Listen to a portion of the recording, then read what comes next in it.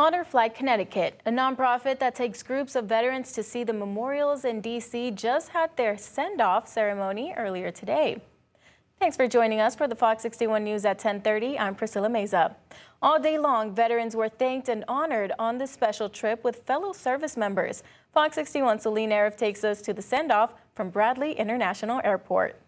This Honor Flight Hub took their first flight of the season bright and early Saturday. Joining them were 67 veterans from all 5 branches. It's the sound of a send-off many never received. The National Guard, family, friends, and volunteers, all ready to cheer on the people Honor Flight was created for. People like Beverly Fallis, a Vietnam-era Air Force veteran. It seemed like everybody was protesting the war, and all these people were going to war by themselves, it seemed. And I wanted to help them. I wanted to do my part. Fallis didn't join for the fanfare and thanks. She knew what she was getting into when she went in 1970. When others were protesting, she bravely signed up to serve. That was about halfway through the war, and we saw it on television. We saw all the carnage and the what the soldiers had to go through. Many veterans in the room had a similar story, whether they served in Vietnam, Korea, or another conflict. They knew the sacrifice they were making and still chose to put on the uniform. On behalf of the 5,000 men and women of Connecticut's home team, your Connecticut National Guard, I want to say welcome home.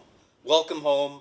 Job well done. Major General Francis Avon Jr. with the Connecticut National Guard says it's a sacrifice men and women are still making today with a different war. The difference is today, veterans are thanked for their service in a way that these veterans didn't receive when they came home. We had not a very good reception when we returned from overseas.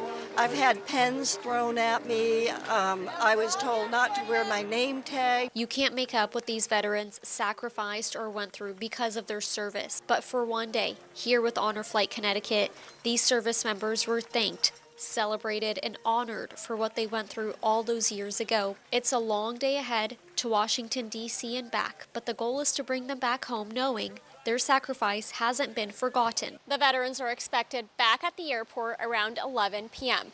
To keep up with their future trips, you can visit their website or Facebook page. In Windsor Locks, Celine Arif, Fox 61.